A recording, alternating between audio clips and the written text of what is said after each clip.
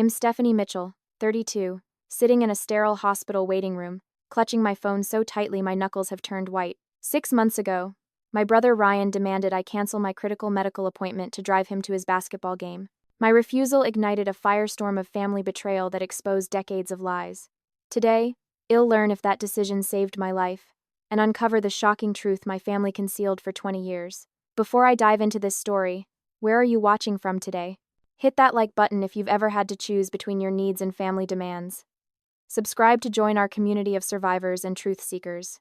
Now, let me take you back to where it all began. For months, I'd been battling mysterious symptoms that were increasingly difficult to ignore. My clothes hung loose where they once fit perfectly, despite my appetite remaining unchanged. Exhaustion clung to me like a second skin, and random dizzy spells had become my unwelcome companion. After weeks of my friend Allison's concerned glances at work, I finally scheduled an appointment with Dr. Phillips, a specialist who had a 3-month waiting list. The day had finally arrived. That morning, I was carefully laying out my clothes when my cell phone vibrated against my nightstand.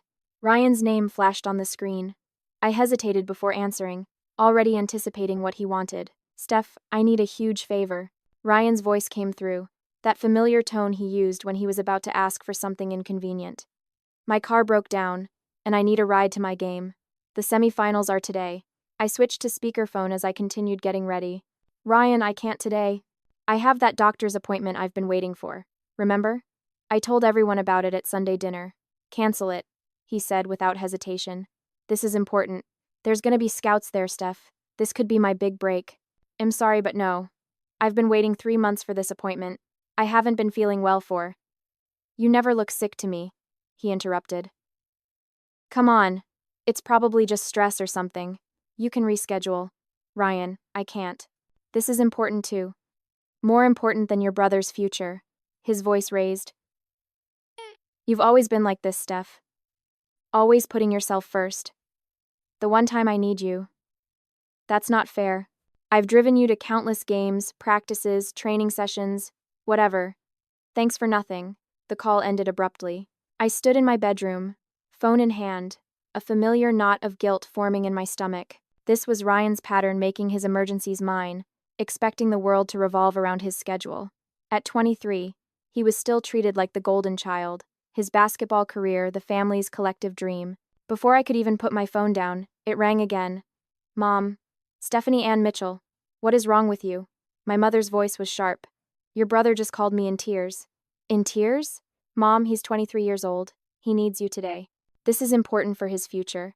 And my health isn't important," I countered, feeling my blood pressure rise. "Mom, I've been having these symptoms for months. You know this. You've always been prone to dramatic health concerns, sweetie. Remember your chronic fatigue in high school? That turned out to be nothing." Her dismissal stung. What she called nothing had been exhaustion, from staying up until 2 a.m., helping Ryan with his homework after finishing my own. "Family comes first, Stephanie. Always. You can reschedule a doctor's appointment. Your brother can't reschedule scouts." "I'm sorry, Mom. I'm going to my appointment." I ended the call and turned my phone to silent. The guilt was there, a familiar companion, but something else was stronger today, fear. The unexplained weight loss, the fatigue that sleep couldn't cure, the dizziness that came without warning. Something was wrong with my body, and for once, I needed to put myself first. Dr. Phillips' office was quiet and clinical. As I described my symptoms, I watched her face transform from professional interest to concern. "How long has the fatigue been going on?" she asked, making notes. "About 6 months, but it's gotten worse in the last 2. "And the weight loss? 15 pounds in 3 months without trying."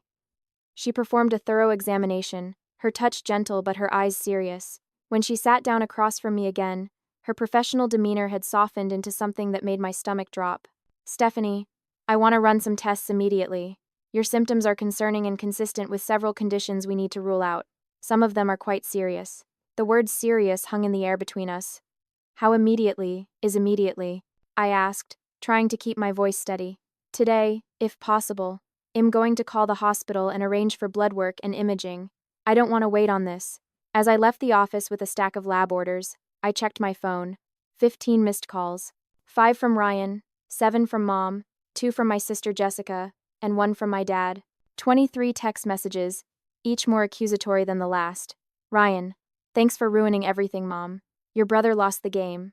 I hope you're satisfied. Jessica. Way to be there for family, Steph. I turned my phone off completely as I headed to the hospital for the first round of tests, a strange numbness replacing the guilt. For the first time, I was genuinely scared for my health, and my entire family was angry at me for it. After 6 hours of blood draws, scans, and waiting rooms, I was exhausted. All I wanted was to collapse on my couch with a cup of tea and process everything Dr. Phillips had said. The possibility of something serious growing inside me felt surreal, like I was watching someone else's medical drama unfold. When I turned the corner to my apartment building, I noticed my mother's silver Lexus parked out front. My stomach clenched. This wasn't going to be good. I considered turning around, finding a hotel for the night, avoiding the confrontation altogether, but that would only postpone the inevitable. Taking a deep breath, I entered my building and climbed the stairs to the 3rd floor. They were waiting outside my door, Mom, Ryan, and Jessica, a united front of disappointment and accusation. Mom's arms were crossed tightly over her chest, her foot tapping impatiently. Ryan leaned against the wall, basketball sneakers still on, his face set in a scowl. Jessica stood slightly apart, her expression more complex, somewhere between anger and concern. There she is, Ryan muttered as I approached. The family deserter. Don't start, Ryan, I said, pushing past them to unlock my door. They followed me inside without waiting for an invitation. My mother immediately took charge, positioning herself in the center of my living room, like she was about to begin a presentation. We need to talk about what happened today, Stephanie. Yes, we do, I said, dropping my purse in the folder of medical paperwork on the counter. But first, I'd like to know why you're all in my apartment without warning. Because you've been ignoring our calls all day, Jessica interjected. We were worried. Worried about me. Or worried about Ryan's game? I asked, too tired to filter my words. This isn't like you, Steph, my mother said, her voice softening into the tone she used when she was about to deliver a particularly effective guilt trip. We're family. We support each other. When one of us has an important day, we show up. I had an important day too, I countered. A routine checkup. Ryan scoffed. I lost the game, Steph. The scouts were there from Portland, and I choked. Coach said it was my worst performance all season, and you think that's my fault. I needed my family there. Ryan's voice cracked slightly. Everyone else had people cheering for them. Mom and Dad were both there, but they kept looking at the door, waiting for you. It threw off my concentration. Jessica stepped forward. Ryan's not wrong, Steph. Family supports each other. You know how important this was. The scout left at halftime. He didn't even see Ryan's comeback in the 3rd quarter. I looked at Jessica, my sister, 2 years younger, and usually the peacemaker. So my health concerns aren't valid? Doctor, Phillips ordered immediate tests, Jess. Does that sound routine to you? Oh, here we go. My mother sighed dramatically. Stephanie and her health concerns. Remember the migraines in high school that mysteriously appeared during finals? Or the stomach issues during college applications? Those were real. I protested, feeling my face flush. Just because you chose not to believe me. What your mother is trying to say, Jessica interrupted, is that you have a pattern, Steph. When things get stressful, when attention is on someone else in the family, you've always had a way of creating drama. Creating drama? I've lost 15 pounds without trying. I can barely stay awake through a workday. Do you think I'm making that up?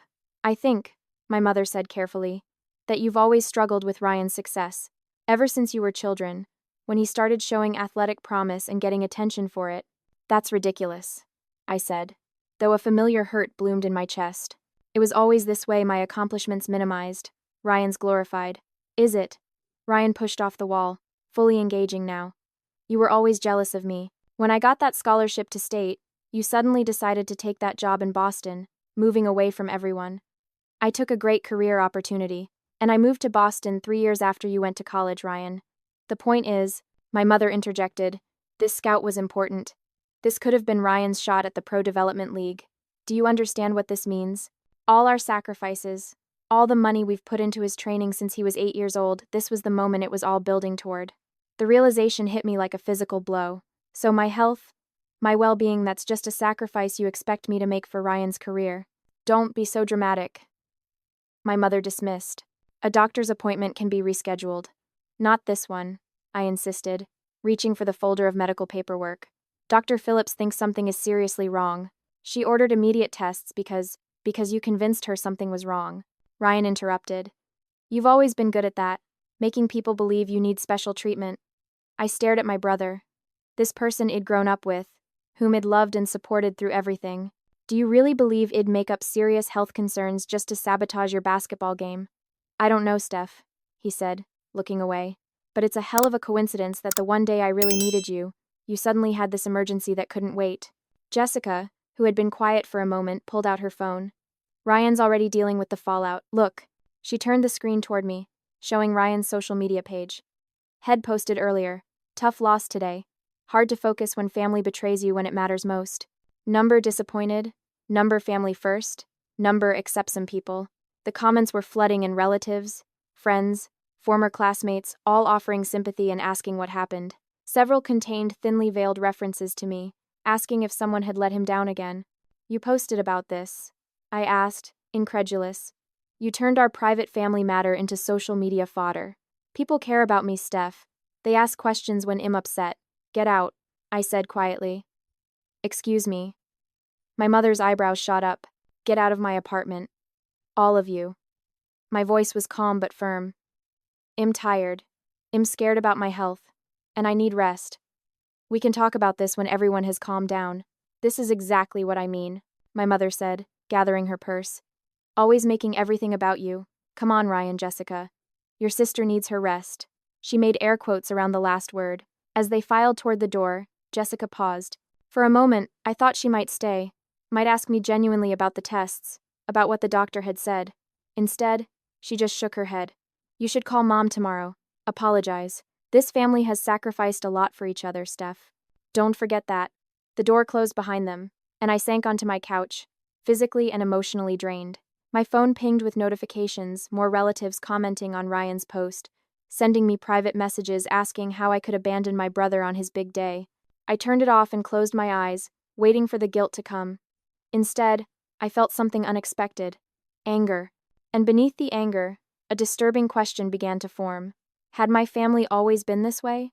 Or had I just been too willing to accept my designated role as the selfish one, the one who needed to sacrifice for the greater good of Ryan's potential?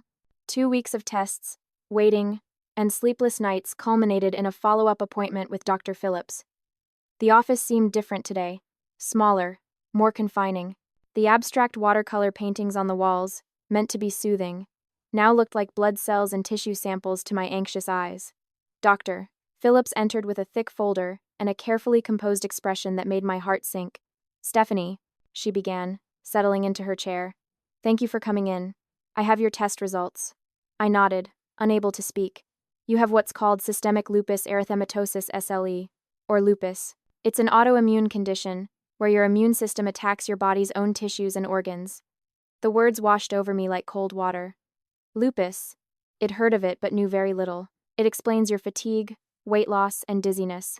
The blood tests showed inflammatory markers, and the imaging confirmed some inflammation around your heart and lungs. It's not common to see it progress this quickly, which is concerning. Am I going to die? The question escaped before I could stop it. Dr. Phillips' expression softened. No, Stephanie. Lupus isn't typically fatal with proper treatment, but it is a serious chronic condition that requires immediate intervention. Left untreated, it can cause organ damage. I believe we've caught it before permanent damage has occurred, but we need to start treatment right away. She outlined a treatment plan: medications, lifestyle changes, regular monitoring. Words like immunosuppressants, corticosteroids, and antimalarials filled the air between us. I tried to absorb it all, taking notes in my planner with a hand that wouldn't stop trembling. Do you have someone who can help you through this? Dr. Phillips asked gently. The initial treatment phase can be challenging. Side effects from the medications, adjusting to the diagnosis, it helps to have support. My mother's face flashed in my mind, then Jessica's, then Ryan's. Their accusations, their dismissal of my concerns. I am not sure, I admitted. Is there family you can call? I nodded automatically, though I knew I wouldn't. As I left the office with prescriptions and appointment cards, I tried my mother's number, a reflexive action born from years of calling her first with news, good or bad. Straight to voicemail. Mom, it's me. I got my test results today. It's something called lupus. It's pretty serious. I could use someone to talk to. Call me back when you can. I texted Jessica next. Got diagnosed with lupus today. Autoimmune disease. Starting treatment. Could use a friendly voice. Her response came quickly. That sounds serious. We're at Ryan's training right now, helping him recover from the game. Call you later. I stared at the message. Ryan was still recovering from a basketball game 2 weeks ago. I was beginning treatment for a chronic illness that same day. Sure, I replied, putting my phone away. The next days were a blur of pharmacies, side effects, and loneliness. The medications made me nauseous and dizzy. My joints ached as though I'd aged 50 years overnight. Simple tasks like showering left me exhausted. At work, I pushed through, hiding my condition as best I could. But Allison, my coworker and friend of 3 years, noticed immediately. Steph, what's going on? She asked one afternoon, finding me in the break room staring blankly at my untouched lunch. You don't look well. Something about her genuine concern broke through my defenses. I told her everything, the diagnosis, the treatment, and yes, the family situation. Wait, she said when I finished. Your family is ghosting you because you missed your brother's basketball game due to medical tests that diagnosed a serious condition? That's not normal, Stephanie. They think I'm being dramatic, making it up for attention. Allison's expression shifted from concern to outrage. That's gaslighting. Plain and simple. It's complicated. I said automatically. Ryan's potential career. Stop, she interrupted. Listen to yourself. You're defending them even now. The truth of her words hit me hard. I had been making excuses for my family's behavior my entire life. How can I help? Allison asked simply. No one had asked me that question since my diagnosis. Not my mother, not Jessica, not Ryan. Just this woman I shared an office with, who had no obligation to me beyond professional courtesy. I have treatments 3 times a week. The side effects make it hard to drive sometimes. I can drive you, she offered without hesitation. Just tell me when. True to her word, Allison became my lifeline. She drove me to appointments, stocked my refrigerator when I was too exhausted to grocery shop, and sat with me through the worst of the medication adjustments. 3 weeks into treatment, I received a notification from my insurance company. There was an issue with some of my claims. Confused, I called the number provided. The explanation of benefits for your recent services were sent to your primary address on file, the representative explained. That's strange. I haven't received anything. The address we have is 1472 Maple Lane in Westbrook. My parents' address. It'd been on their family insurance plan until recently. A perk from my father's job that I'd kept to save money. I had updated my address years ago, but somehow the EOBs were still going there. I need to change that right away, I said, a sinking feeling in my stomach.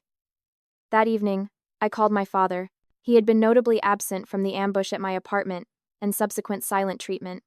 We'd always had a quieter relationship. He worked long hours as I was growing up, and often deferred to my mother on family matters. Dad, it's Stephanie. Steph, hi. His voice sounded guarded but not hostile. How are you doing? Not great, actually. Dad, did you know I was diagnosed with lupus? A pause. Your mother mentioned you weren't feeling well. Did she tell you it was lupus? An autoimmune disease. Another pause. Longer this time. No, she said you were having some health anxiety. That the doctors were running tests but they didn't think it was anything serious. My heart sank. Dad, that's not true. I've been diagnosed. I'm on serious medications with serious side effects. My doctor is concerned about organ involvement. This isn't anxiety. Oh, Steph, I didn't know. Have you been receiving medical statements at the house? Insurance explanations of benefits. Yes, there have been some medical documents coming. Your mother said she'd handle it. The pieces clicked into place. My mother was intercepting my medical information, controlling the narrative, keeping even my father in the dark about the seriousness of my condition. Dad, I need those documents, and I need to know if there have been others, from before this diagnosis. What do you mean? I mean, has Mom been collecting my medical information for a while? This feels familiar somehow. Like there's something I'm missing. I'll look into it, Steph. I promise. I hung up, a new suspicion taking root. There was more to this story than Ryan's basketball career or my mother's favoritism. Something didn't add up, and I was determined to find out what it was. The drive to my parents' house in Westbrook took 45 minutes from Boston, a trip I usually made only for holidays and the occasional Sunday dinner. Today, however, was different. The conversation with my father had left me unsettled, questions multiplying in my mind. What medical information was my mother hiding? And why? I hadn't told anyone I was coming. The element of surprise felt necessary, though it made my stomach churn with anxiety. As I pulled into the familiar driveway, I noticed multiple cars, my parents' vehicles, Jessica's blue Honda, and Ryan's new sports car. The one had claimed had broken down the day of my appointment. Through the dining room window, I could see them all gathered around the table. A celebration of some kind, with wine glasses and a cake centered on the table. A celebration I knew nothing about. I sat in my car for a long moment, debating whether to drive away. Then I thought about the medical documents, about the lies and manipulation, and found the resolve to open my car door. No one heard the front door open. Their laughter carried through the house, a sound that once would have warmed me but now felt exclusionary.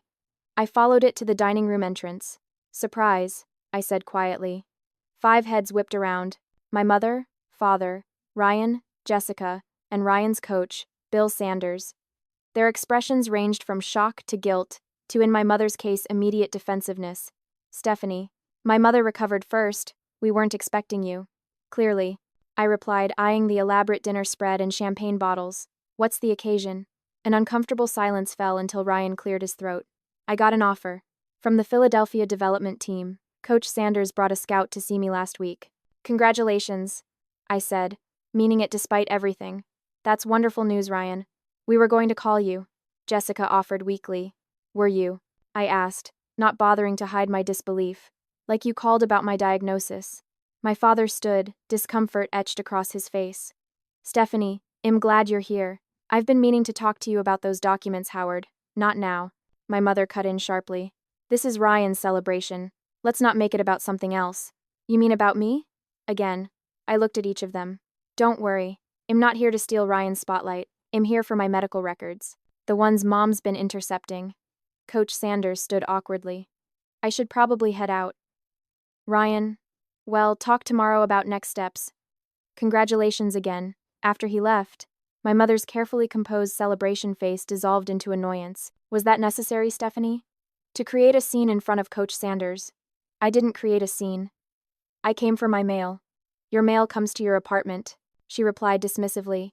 "My insurance documents have been coming here. Dad confirmed it." My mother shot my father a look that could have frozen fire. "Howard, we discussed this." While they argued, I slipped away toward my father's home office. If medical documents were anywhere, they'd be there. My father was meticulous about paperwork, maintaining filing cabinets organized by year and category. The office was exactly as I remembered: leather chair, mahogany desk, walls lined with bookcases and filing cabinets. I went straight to the cabinet labeled Family Medical, a familiar destination from childhood when I needed immunization records for school. The drawer slid open smoothly, revealing neatly labeled folders. Howard, Linda, Ryan, Jessica, Stephanie. I pulled my folder, surprisingly thick compared to the others. As I flipped through the contents, my confusion grew. There were recent insurance statements about my diagnostic tests and initial treatments, yes, but there was much more medical records from my teenage years. Test results I'd never seen. Correspondence between my parents and doctors I didn't remember visiting. One document in particular caught my eye: genetic testing results from when I was 14 years old. I hadn't even known it had genetic testing done. The results showed a rare genetic marker associated with several autoimmune conditions, including lupus. My hands shook as I continued reading. Patient shows early markers consistent with potential autoimmune development. Recommend regular monitoring and early intervention at first symptoms. Family history suggests genetic predisposition. Recommend testing of siblings. At the bottom was a handwritten note in my mother's neat script. Discussed with Dr. Harding. Agreed not to inform Stephanie at this time. No need to test Ryan might impact athletic recruiting if positive. The room seemed to tilt around me. They had known. They had known for 18 years that I carried genetic markers for the very condition now attacking my body. They had deliberately hidden this information from me, choosing not to monitor my health as recommended. And the reason was clear. Testing Ryan might have revealed the same genetic predisposition, potentially threatening his athletic prospects. I was still staring at the document when the door opened behind me. "Stephanie, what are you doing?" My mother's voice was sharp with alarm. I turned slowly, holding up the genetic testing results. "When were you planning to tell me about this, Mom? After my kidneys failed? After I needed a heart transplant? Or never?" The color drained from her face. "You don't understand." "I understand perfectly. You gambled with my health to protect Ryan's basketball career. You knew I was at risk for autoimmune disease, and you hid it from me. It was just a possibility, she said defensively. Many people with that marker never develop symptoms. But I did develop symptoms, and instead of recognizing them, you dismissed them as attention-seeking. You called me dramatic when I was actually sick. My father and Jessica appeared in the doorway, drawn by our raised voices. What's going on? My father asked. I held up the document. Did you know about this, Dad? That I had genetic testing at 14 that showed I was at risk for autoimmune disease? That Mom decided not to tell me or follow the recommended monitoring. My father's confused expression answered my question before he spoke. What? No, I never. He took the paper from my hands, reading it with growing horror. Linda, is this true? My mother's defenses crumbled slightly. It was just a precaution, Howard. The doctor said it might never develop into anything. And testing Ryan would have what? I interrupted. Given him information about his own health? Given him a chance to take preventative measures? Or are you only concerned about how it would look on his athletic record? Ryan appeared behind Jessica, his celebratory mood clearly dampened. What's going on? I turned to face him directly. Mom hid medical information from me for 18 years. Information that might have prevented my current condition or at least led to earlier treatment. And she did it to protect your basketball career. That's not my mother began. It is. I cut her off, pointing to her handwritten note. It's right here in your own handwriting, Mom. No need to test Ryan might impact athletic recruiting if positive. You were willing to sacrifice my health to protect his prospects. Ryan looked between me and our mother, confusion evident on his face. Mom. My mother straightened, composing herself. I did what any mother would do. I protected my family. The doctors said it was just a possibility, a small risk. Why worry everyone unnecessarily? Because it wasn't unnecessary. I shouted, my composure finally breaking. I have lupus, Mom. I'm 28 with a chronic illness that might have been managed better if I'd known about this genetic predisposition. My doctor said the inflammation has been going on for months, maybe years. Years when I could have been receiving treatment instead of being told I was dramatic. My father sat heavily in his desk chair, still holding the genetic testing results. Linda, how could you keep this from us? From Stephanie? From me? My mother's face hardened. I made a judgment call as a mother. Ryan's future was at stake. So was mine, I said quietly, the fight draining out of me. My health, my future, my life. You decided it wasn't as important as Ryan's basketball career. I gathered the folder of medical documents and walked past my stunned family. At the front door, I paused and looked back at them, my mother defiant, my father devastated, Jessica conflicted, and Ryan looked lost, as though seeing our family dynamics clearly for the first time. Congratulations on Philadelphia, I said to him. I genuinely hope it works out for you. But I'd get tested if I were you. Genetic markers don't care about basketball scholarships. As I drove away, tears blurring my vision, I felt something unexpected beneath the hurt and betrayal relief.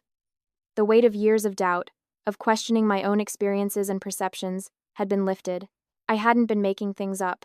I hadn't been seeking attention. I had been ill, and the people who should have protected me had chosen not to. For the first time, I saw my family clearly, and I knew nothing would ever be the same. The revelation about my hidden medical history created a seismic shift in our family structure. What had once been a united front against my selfishness fractured into uncertain alliances and uncomfortable silences.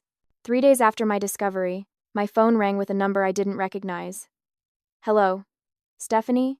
It's Aunt Catherine. Your mother's sister. I hadn't spoken to Aunt Catherine in years. She lived in Seattle, and had always been something of a family outcast, career-focused, unmarried, and unafraid to speak her mind at holiday gatherings. Aunt Catherine, hi. This is unexpected. I'm sure it is. I got your number from Jessica. Hope that's okay. It's fine, but... Why are you calling? There was a pause. I heard about what happened. About the medical records and your diagnosis. Jessica called me, upset. My defenses rose immediately. Let me guess, you're calling to tell me I'm being unfair to my mother. That I should understand she was just doing what she thought was best. God, no. Her vehemence surprised me. I'm calling because what Linda did was unconscionable, and I wanted you to know that not everyone in this family thinks her behavior was acceptable. I sank onto my couch, unprepared for this support. Oh, your mother and I have had our differences over the years, Stephanie, mainly about how she parents you kids. The favoritism toward Ryan has always been blatant, but this crosses a line. It's been difficult to process, I admitted. I bet. Listen, I've been where you are. Not the lupus. I'm sorry about that diagnosis. Truly, but the family dynamic. Being the one who doesn't fit the mold they created for you. For the next hour, Aunt Catherine told me stories I'd never heard, how Shed chosen career over marriage in the 80 seconds, scandalizing my grandparents. How Shed refused to contribute to Ryan's expensive sports camps, suggesting the money might be better spent on college funds for all three children. How my mother had gradually pushed her to the periphery of family events. Your achievements were always downplayed, she noted. National Merit Scholar? A brief mention at Thanksgiving. Ryan makes varsity as a freshman? Party with the extended family invited. I thought it was just me noticing that. I said quietly. It wasn't. But you know what? I've built a good life outside the constraints of family expectations. You will too. After we hung up, I felt strangely validated. For the first time, someone had confirmed what I'd felt but couldn't articulate all those years. The following week brought a setback in my health. A flare-up sent me to the hospital with chest pain, my body's inflammatory response affecting the membrane around my heart. At the hospital, the intake nurse asked for emergency contacts. Your mother is still listed here, she noted, looking at my file. Take her off, please. Put Allison Myers instead. I gave Allison's information, a lump in my throat, as I officially removed my mother from this basic role. The hospitalization was brief but frightening. The doctors increased my medications and kept me overnight for observation. Allison came immediately when the hospital called, staying until visiting hours ended. My mother never showed up. I later learned the hospital had called her before updating my contact information. She had said she would check her schedule. When I returned home, a surprise awaited me, Jessica, sitting on the floor by my apartment door. What are you doing here? I asked, still weak from the hospital stay. She stood quickly, eyes widening at my appearance. Steph, you look terrible. What happened? Lupus flare. I was in the hospital. The hospital? Why didn't you call anyone? I did. I called Allison. Jessica looked hurt. I meant family. Are you family, Jess? Because lately it hasn't felt that way. She flinched. I deserved that. Can I come in? Please. Once inside, Jessica watched me carefully as I settled onto the couch with my medications. I've been doing some research, she said. About lupus.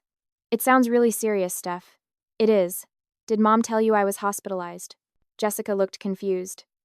No. No one told me anything. I came because, well, I found something. She pulled out her phone and showed me a video. It was from about 2 months ago, a family dinner it attended.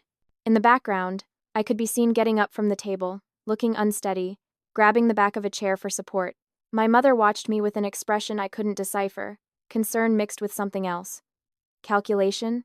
I remember that night, I said slowly. I got dizzy standing up. Mom said I was probably just tired from working too hard. Look at her face, Steph. She knew something was wrong. She's been tracking your symptoms in her planner. I found it open on the kitchen counter. I stared at Jessica, processing this new information. She's been documenting my illness while simultaneously dismissing it. I think she's been waiting for it to happen. Ever since that genetic test. Jessica's voice wavered. I've been thinking about things differently since you found those records. All those times Mom said you were being dramatic when you didn't feel well. All the times your accomplishments were sidelined for Ryan's games. It's been our family dynamic forever, I said tiredly. It's not right, Jessica insisted. And I participated in it. I'm so sorry, Steph. Her apology felt genuine, but something still nagged at me. Why are you recording our conversation, Jess? Her hand flew to her pocket where her phone was partially visible, the red recording indicator blinking. Her expression collapsed into guilt. How did you? The light is on. Why, Jessica? She pulled out the phone and stopped the recording, avoiding my eyes. Mom asked me to. She said you've been exaggerating your condition to get attention. That if I recorded our conversation, she could prove to Dad that you're making it into a bigger deal than it is. The betrayal stung anew, somehow worse because I'd begun to hope Jessica might be an ally. Get out. Steph, I wasn't going to give it to her. I came to warn you. Warn me that you were recording me for Mom? That's your idea of help. I stood despite my weakness, anger giving me strength. Did you know I was in the hospital with cardiac inflammation? That the doctor said if I'd waited another day to come in, I might have suffered permanent heart damage? Is that dramatic enough for Mom's recording? Jessica's eyes filled with tears. I'm sorry. I didn't know what to believe. Mom's been telling everyone you're having a breakdown.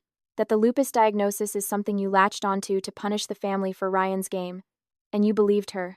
I didn't know, Jessica cried. But then I saw her tracking your symptoms in her planner, dating back months.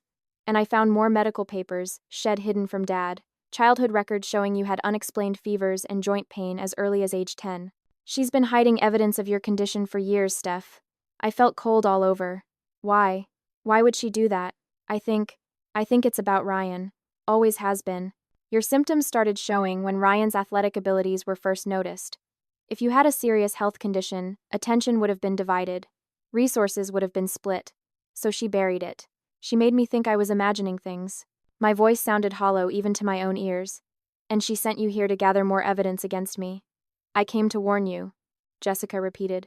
I'm done being her spy. I'm done participating in this. I wanted to believe her, but trust felt impossible now. I appreciate the warning, but I need time, Jess. I can't just forget the role you played in all this. As Jessica left, I sat in my quiet apartment, feeling more alone than ever. The family I'd known my entire life was revealed as a construction, a carefully maintained facade with Ryan at the center, and I had been the sacrifice required to maintain it. My phone buzzed with a text from Ryan. Mom says you're spreading lies about medical records. Not cool, Steph. I didn't bother responding. The division was complete. Living with lupus meant adjusting to a new normal, a life punctuated by medication schedules, doctor appointments, and the unpredictable nature of autoimmune flares. Some days I felt almost like my old self. Others, I could barely get out of bed. The hospital stay had been a wake-up call. Dr. Phillips didn't mince words during my follow-up appointment. The inflammation around your heart is concerning, Stephanie. If you'd waited longer to come in, we could have been looking at permanent damage. Lupus is manageable, but only if you're vigilant and consistent with your care. I'm trying, I said, exhaustion evident in my voice. But it's been difficult to keep up with work while managing all this. Doctor, Philip's expression softened. Have you considered taking medical leave? At least until we get the medication regimen stabilized. The thought of stepping back from my career, the one area of my life where I still felt competent and in control, terrified me. But my body was sending clear signals that I couldn't ignore. 2 days later, I sat across from my director at the marketing firm, medical documentation in hand. 3 months, she repeated after I explained my need for leave. That's what my doctor recommends. I'll have a better idea of how the treatments are working by then. She nodded, concerned but professional. Your health comes first, Stephanie. Your position will be waiting when you're ready to return. The relief of having that security was tempered by the reality of what medical leave meant: reduced income, isolation, and more time alone with my thoughts. Financial concerns mounted quickly. My insurance covered most treatments, but the co-pays, specialty medications, and supplementary therapies added up rapidly. Allison continued to be my rock, but she couldn't be there all the time. She had her own life, her own responsibilities. The loneliness of chronic illness settled in during those first weeks at home, the quiet apartment during daytime hours, the knowledge that the world continued spinning while mine had fundamentally changed. One afternoon, scrolling mindlessly through social media, I came across a support group for autoimmune patients. They met weekly at a community center not far from my apartment. Despite my instinct to isolate, I forced myself to attend the next meeting. The group was small but welcoming. 5 other patients with various autoimmune conditions, led by Michael, a social worker who specialized in chronic illness adjustment. Living with autoimmune disease isn't just a physical challenge, he explained during my first session. It's an identity shift. Your relationship with your body, with your future, with your support systems, everything changes. Over the following weeks, the group became a lifeline. They understood things no one else could. The frustration of invisible symptoms, the grief for lost capabilities, the exhaustion of explaining your condition to others. Michael also became a valuable resource for navigating the healthcare system, helping me appeal insurance decisions and find resources to manage the financial strain. You mentioned your family isn't supportive, he noted during one of our individual counseling sessions. That's unfortunately common with chronic illness, especially those that aren't visibly apparent. It goes deeper than that in my case, I admitted, explaining the situation with my hidden medical records and family dynamics. Michael's expression grew troubled. Stephanie, what your mother did, concealing medical information that could have led to earlier intervention, that's a form of medical neglect. It's serious. I know. But part of me still struggles with cutting them off completely. They're my family. Family should protect you, not harm you, he said gently. Sometimes the healthiest thing we can do is create distance from toxic relationships, even familial ones. As I worked on my physical and emotional health, the estrangement from my family deepened. Occasional texts from my father and Jessica were the only contact I maintained. Ryan and my mother remained either hostile or silent, depending on the day. 3 months into my medical leave, I received an unexpected package. No return address, just my name and apartment number. Inside was a care package: herbal teas known to reduce inflammation, a heating pad, books on autoimmune management, and a gift card for a meal delivery service. A small note read simply, "Taking care of yourself isn't selfish." My father's handwriting. I called him immediately. "Thank you for the package," I said when he answered. "Package." His confusion seemed genuine. "I didn't send a package, Stephanie. It was your handwriting on the note." A pause. "Your mother doesn't know. She's still convinced you're exaggerating for attention. But I've been doing my own research. What happened to you, what we allowed to happen, it wasn't right." His acknowledgement brought unexpected tears. "Thanks, Dad. I should have protected you better," he said, his voice rough with emotion. "I should have asked more questions." Before I could respond, I heard my mother's voice in the background. My father quickly said goodbye, promising to call again when he could. That evening, scrolling through news updates, a familiar name caught my eye. Ryan's professional signing with the Philadelphia team was official. The article featured photos of the signing ceremony, Ryan in a new jersey, beaming as he shook hands with team officials. My parents stood proudly behind him, my mother's smile radiant. Jessica stood to the side, her smile seeming forced. I was nowhere in the photos, no mention of a sister in the article about his supportive family background. I had been erased from the narrative, an inconvenient contradiction to the perfect family image my mother had crafted. The pain of exclusion was familiar but still sharp. On impulse, I opened my laptop and created a private blog. Invisible: Navigating Autoimmune Disease and Family Estrangement, I titled it. Writing had always been therapeutic for me, and I poured my experiences into the first post: the ignored symptoms, the delayed diagnosis, the discovery of hidden medical records. I didn't expect anyone to read it. It was for me, a way to process the seismic shifts in my health and family relationships.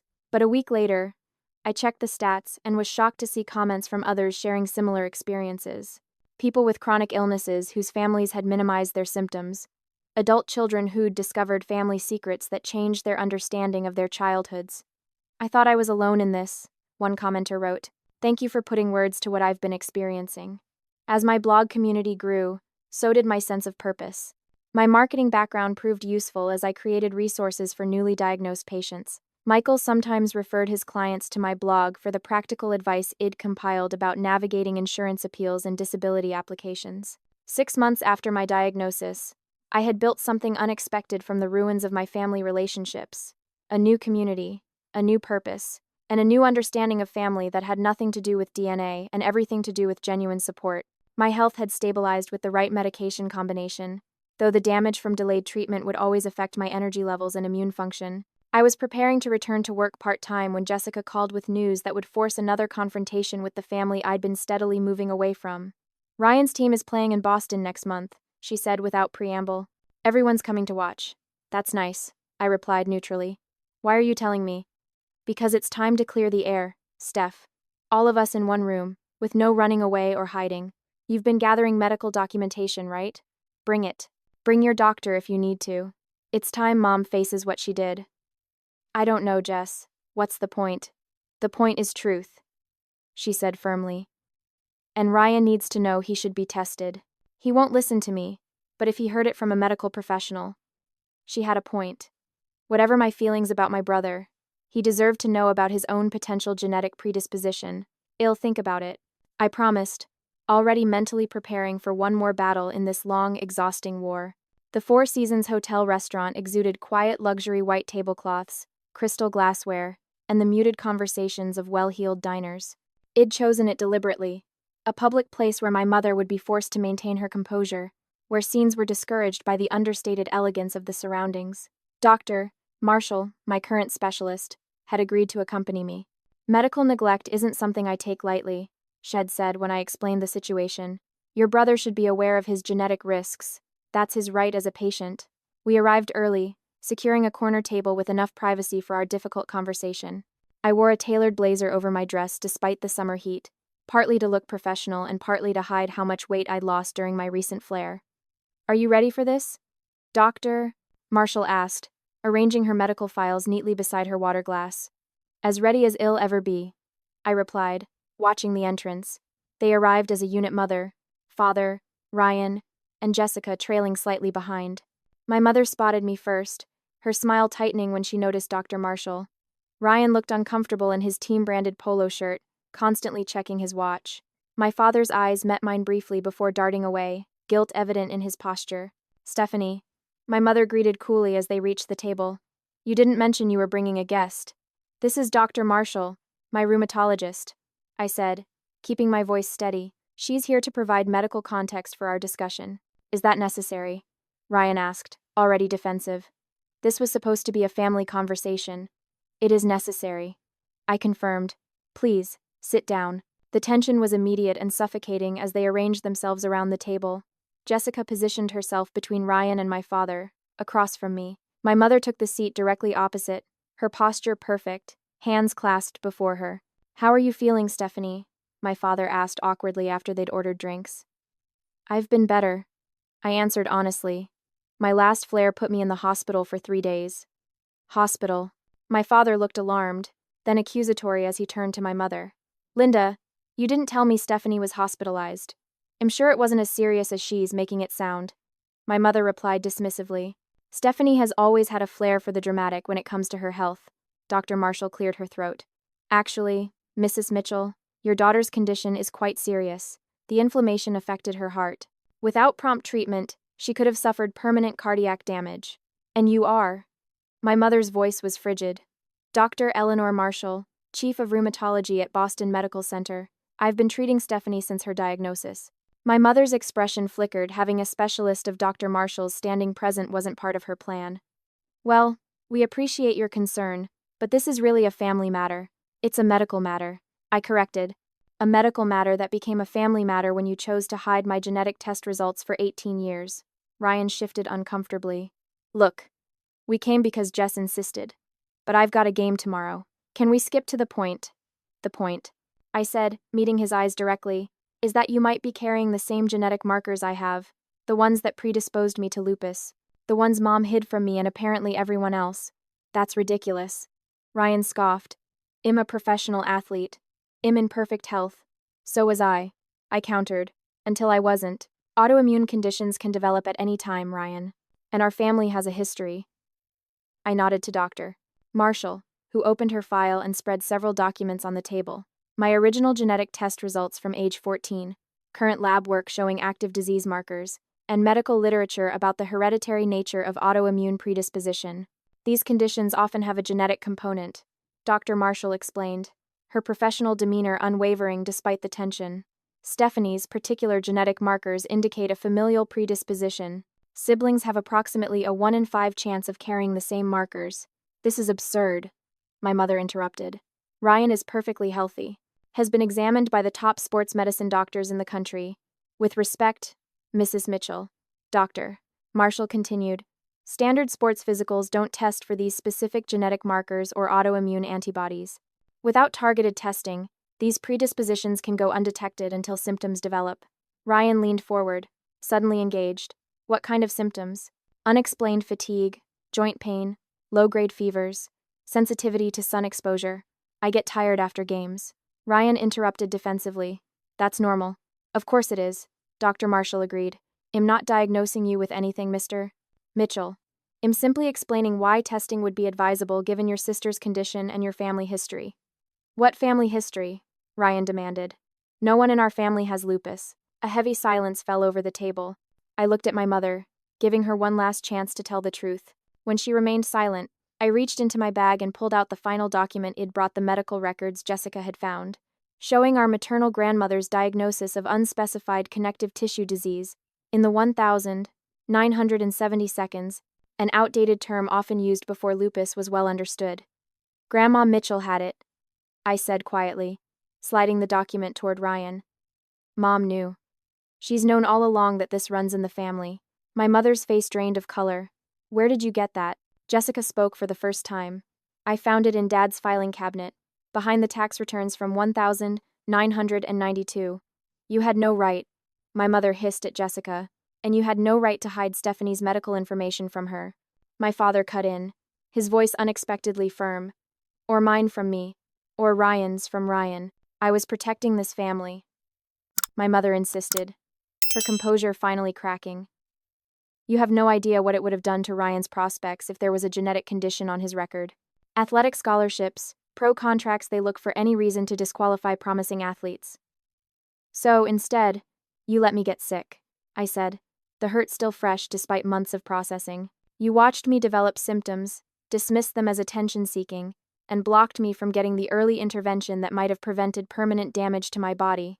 It wasn't like that, my mother protested weakly. It was exactly like that, Jessica countered. I've seen your notes, Mom. You tracked Stephanie's symptoms for years while telling her she was imagining things.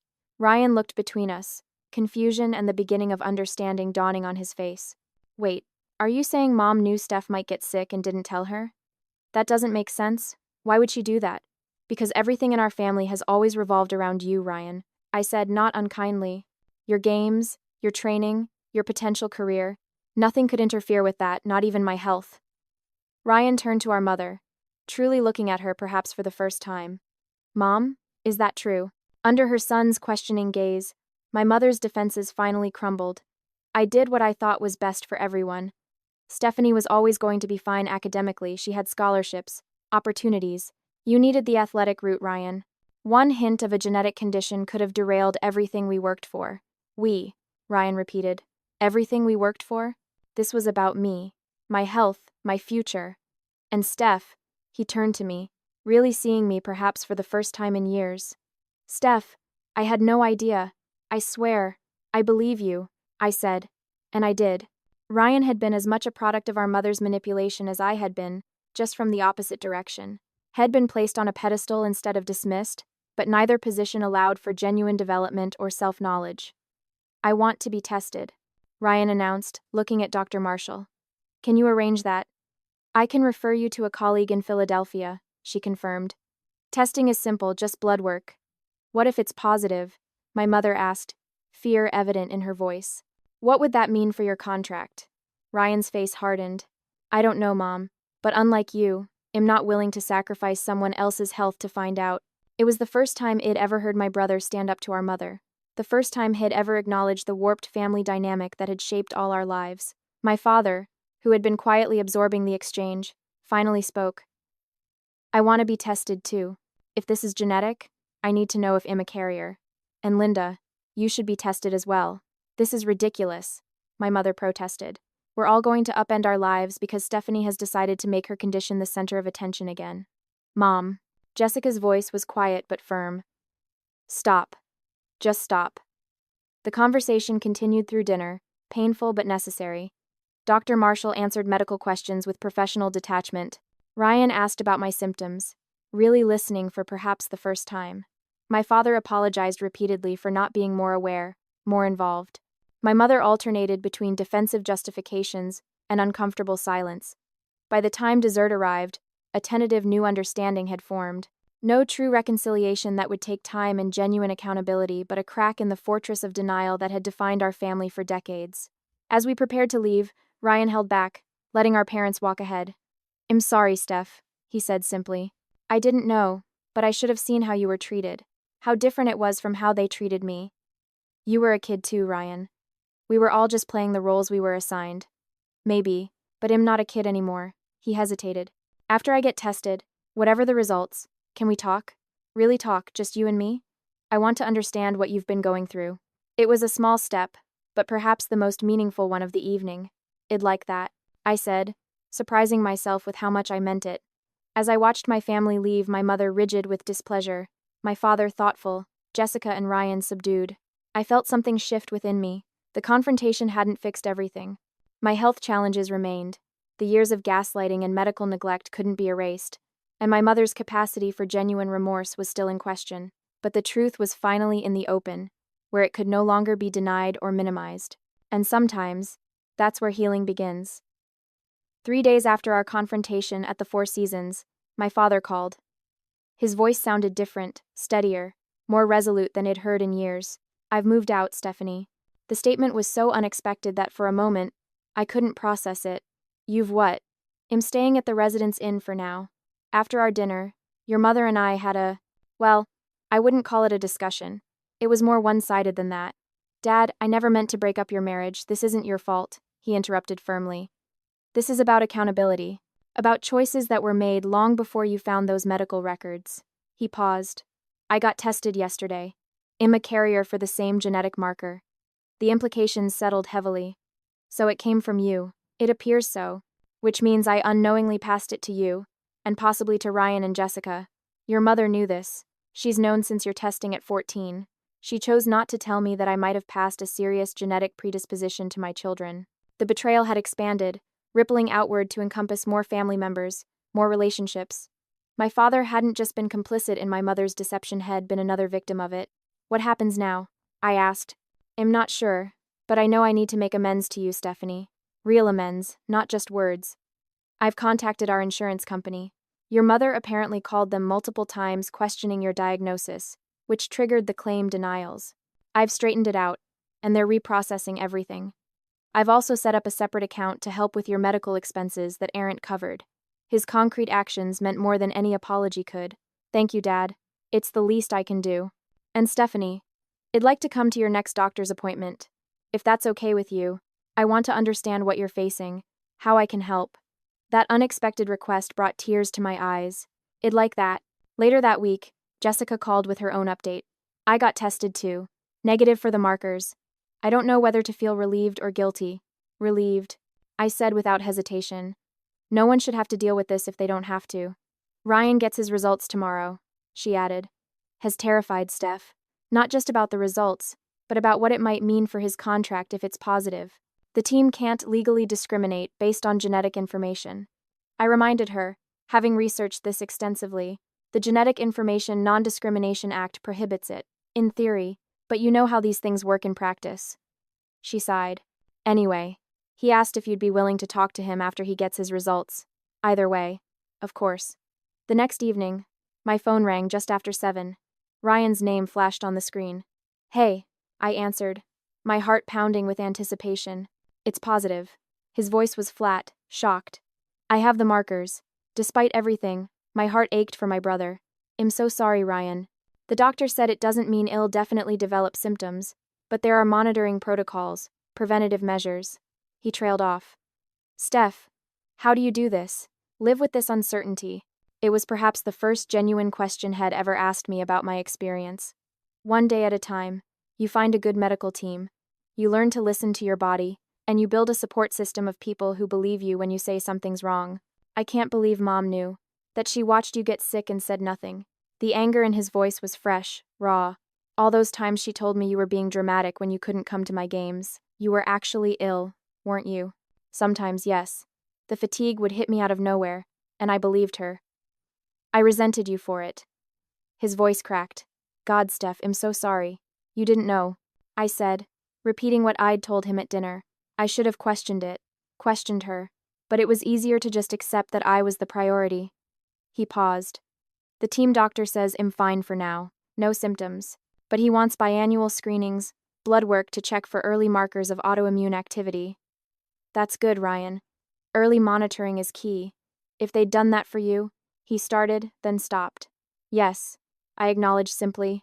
Things might have been different. The conversation shifted to his options, the preventative measures he could take, the importance of stress management in autoimmune conditions. For the first time in our adult lives, we spoke as equals, as siblings facing a shared genetic legacy. As the weeks passed, our family structure continued its radical reorganization.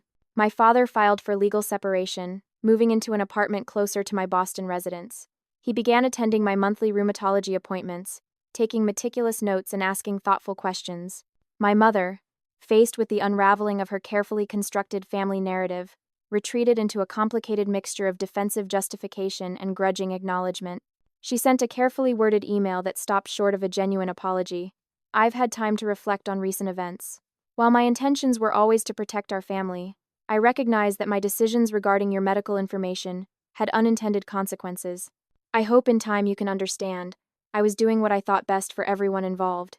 It wasn't enough, not after years of gaslighting and medical neglect, but it was the first crack in her armor of denial. I didn't respond immediately, allowing myself time to process whether and how I wanted to maintain a relationship with her moving forward. Jessica became an unexpected bridge between family factions, maintaining contact with our mother while fully acknowledging her wrongdoing.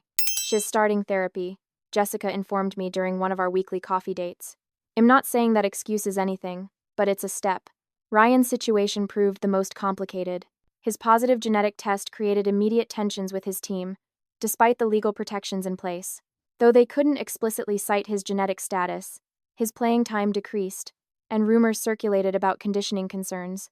They're building a paper trail, he confided during a rare visit to Boston, documenting every minor performance issue, every time I'm slightly slower in drills. They can't cut me for genetic reasons, but they can build a case about my athletic performance. The irony wasn't lost on either of us. The very athletic career that had been prioritized over my health was now potentially compromised by the genetic information that had been hidden to protect it. The family reckoning extended beyond our immediate circle. My mother's sister, Aunt Catherine, organized a family meeting with the extended relatives, uncles, cousins, grandparents to discuss the medical information that had been concealed. Everyone deserves to know their genetic risks, she insisted when some relatives questioned the need for such a public airing of family matters. This isn't about blame, it's about health. I attended virtually, still not strong enough for long travel. The reactions ranged from shock to defensive anger on my mother's behalf, to genuine concern about family medical history. Alliances shifted as the truth emerged. Some relatives maintained that my mother had acted out of maternal protection, while others were appalled by the deliberate medical neglect. My grandmother, now in her 80s, wept openly when she realized her own diagnosis decades earlier might have provided crucial information for her grandchildren's health. I never hid my condition, she said, her voice wavering. Linda knew. She came to doctor's appointments with me. She knew what to watch for in her own children. This confirmation of my mother's deliberate choice to ignore known family medical history was the final piece of the puzzle. There had been no misunderstanding, no well-intentioned mistake. She had consciously decided that Ryan's athletic prospects outweighed my right to medical information and appropriate care.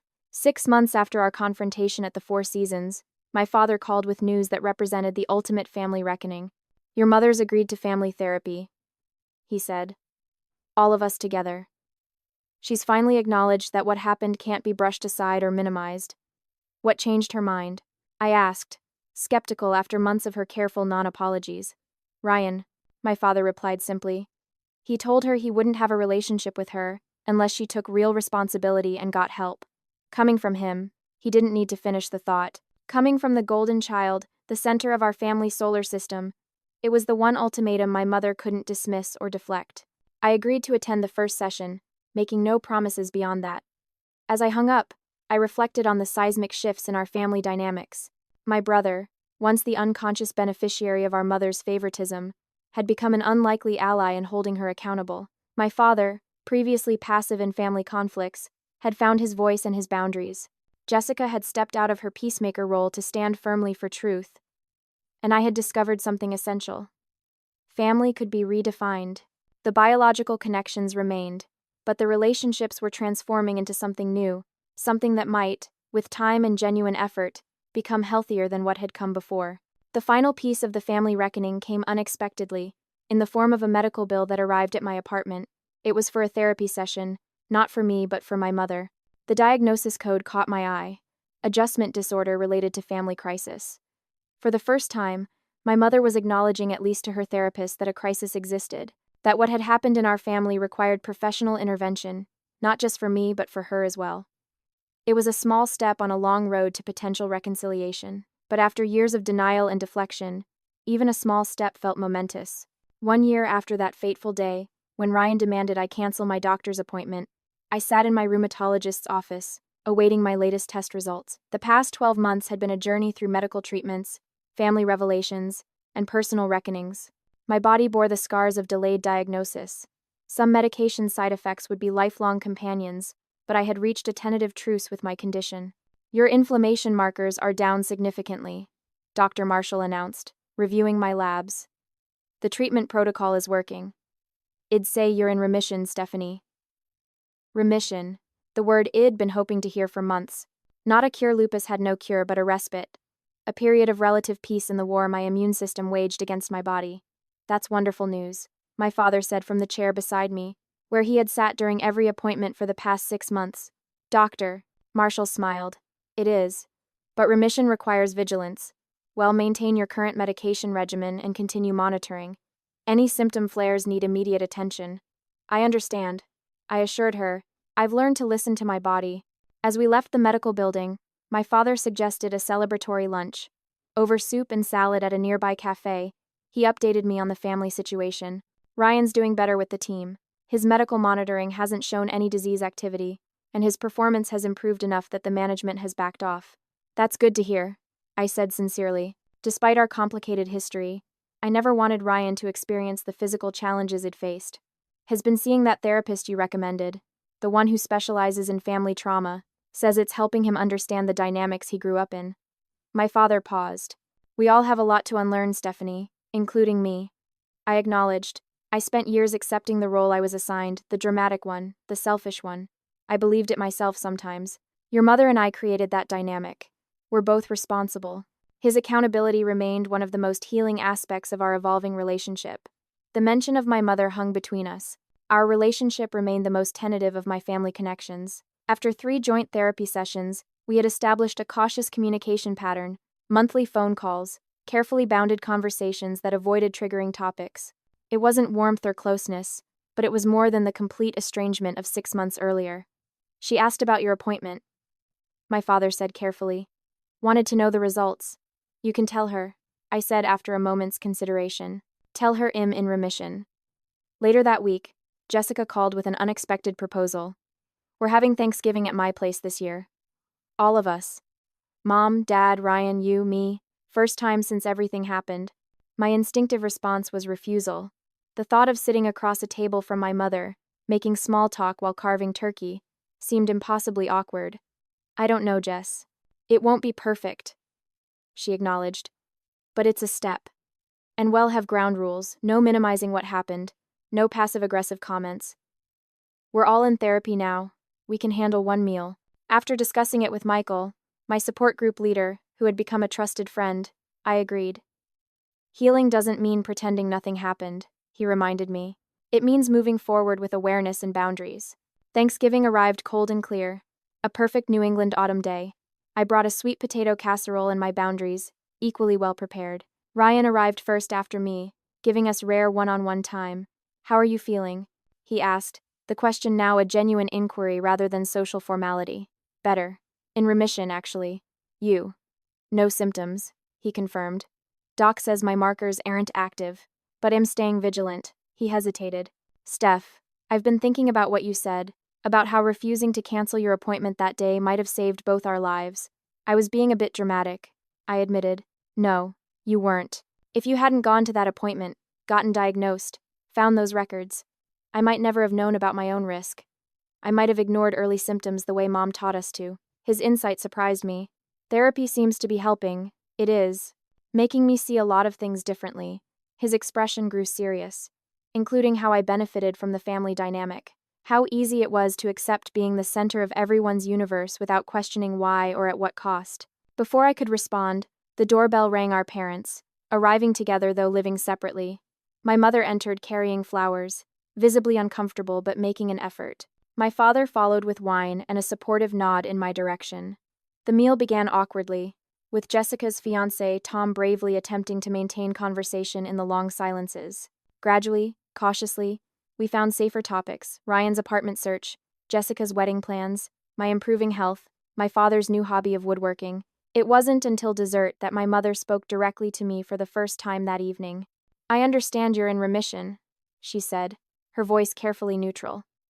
Yes, I confirmed. The treatment is working well. I've been doing some reading about lupus, she continued, surprising me, about how stress can trigger flares. It was the closest she had come to acknowledging how her actions might have affected my health. Not quite an apology, but a recognition of cause and effect.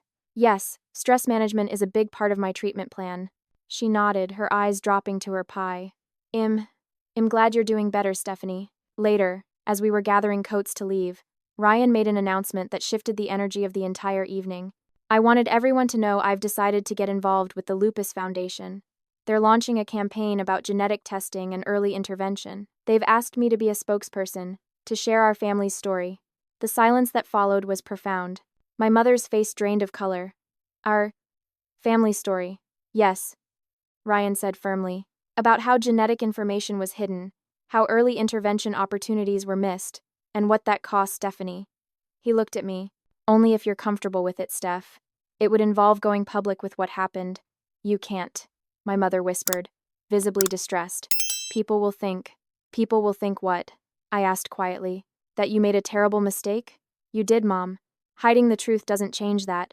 Talking about it might help other families avoid making the same mistake. My father stepped forward. I think it's a good idea.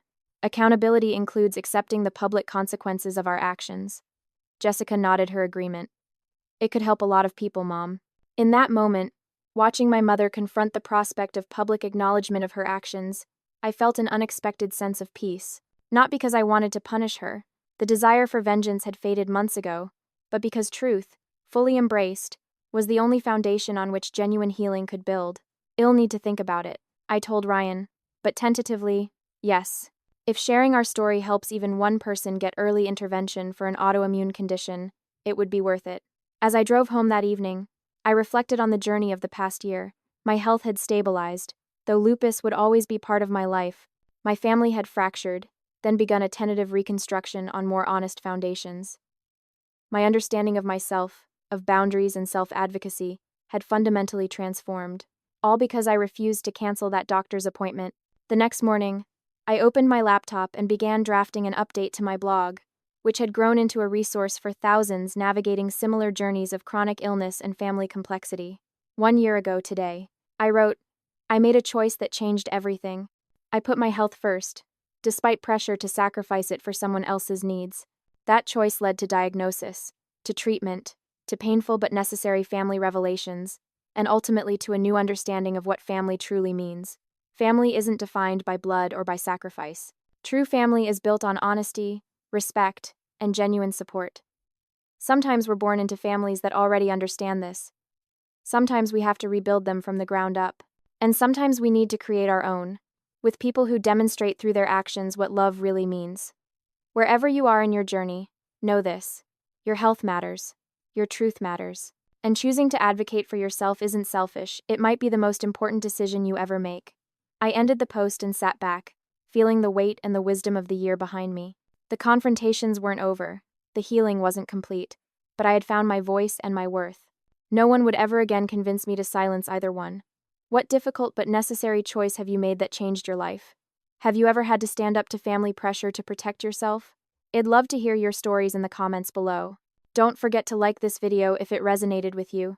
Subscribe for more content about navigating family challenges, and share with anyone who might need to hear this message today. Remember, choosing yourself isn't selfish, it's essential. Thank you for joining me on this journey, and I'll see you in the next video.